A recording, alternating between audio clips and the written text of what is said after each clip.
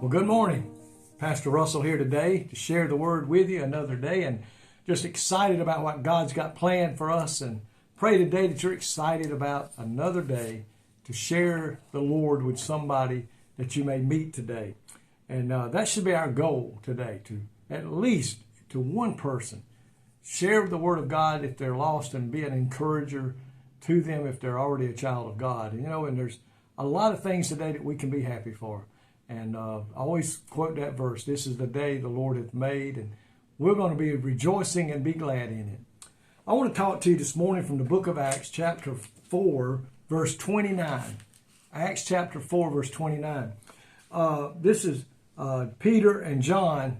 They've healed the man at the temple, and now they're being questioned as to what's going on. Why are you doing this? And listen to this verse in verse 29. "And now, Lord, behold their threatenings, grant unto thy servant that with all boldness they may speak thy word."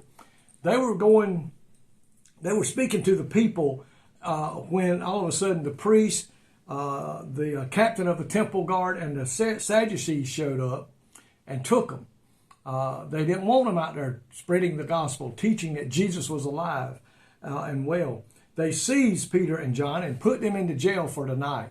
And then the next day, they asked Peter and John, they said, "By what power or in what name do you do this?" And it says in the Word of God, they boldly answered, "Jesus Christ of Nazareth." Boldness is not reckless, and it's not impulsiveness. Boldness to stand up and profess the name of Jesus Christ, my friend, it requires courage to press through fear. These men were being held in front of the same people that led Jesus to the cross and crucified him. And now they're standing up there, and you know that had to be going through their minds. Is this what's going to happen to us? Or are they going to take us out and crucify us for pronouncing the name of Jesus Christ? And it says they prayed for boldness, that God would give them that they could stand there and speak the truth without fear. But boldness to stand up and profess the name of Jesus Christ requires courage to press on. And it says here, we today, as the church, we are living in a time that is getting rough and is coming against the church more and more with every passing day. We too are going to need to be bold.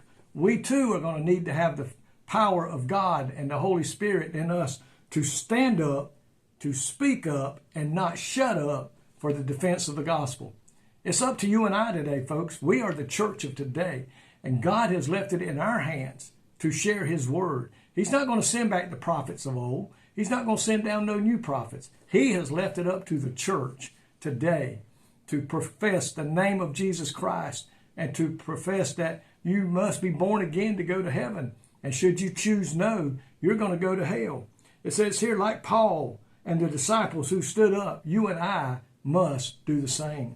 To gain boldness, there's one way to do that. That is to pray for the power of the Holy Ghost to come upon us, to give us the boldness to speak when the opportunity comes to do so in our family, on the job, or out in the world when we're walking out and testifying and witnessing to people. We need the Holy Spirit to come upon us to give us that boldness to speak the gospel, no matter come what may. We need to talk about Jesus Christ and introduce Him to this world, to demonstrate His supernatural power in equipping the church to serve, and start where you are by being bolder in small ways. There's little ways we can slowly build. I know a lot of people say, "Well, I don't know what to say when I get out there." Just tell them what God has done for you. If you're a newborn Christian, tell them how God saved you today. If you've been walking with Christ for some time now, you tell Him today you got saved. You tell Him that maybe the times He's helped you through trials and burdens and different things like that. Just speak about what God has done for you. Don't try to start quoting 1,000 scriptures, and don't try to start telling stories of others. Start with you and what God has done in your life. We are free to say, in Christ, we're free to say what we may want to say, do what we want to do, and go where we want to go. So why should we take a stand? Because we know and love our Savior. We want to say that what he would say. We need to say what he would do, and we need to go where he would go. And he would tell them the plan of salvation. He would go to where the lost are at. He would go to where those that are hurting, those that are maybe are a child of God, but they've kind of lost their way. We need to do. Jesus set the example for us to go out and do that.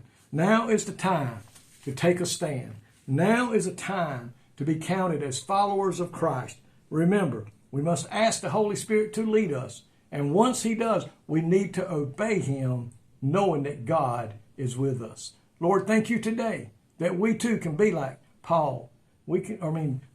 Peter and John. We can be out there witnessing for Christ. And I pray today, Lord, that you will help us to follow through with that today, knowing that the Holy Ghost will bless us and keep us. In Jesus' name, amen. May God richly bless you today is my prayer.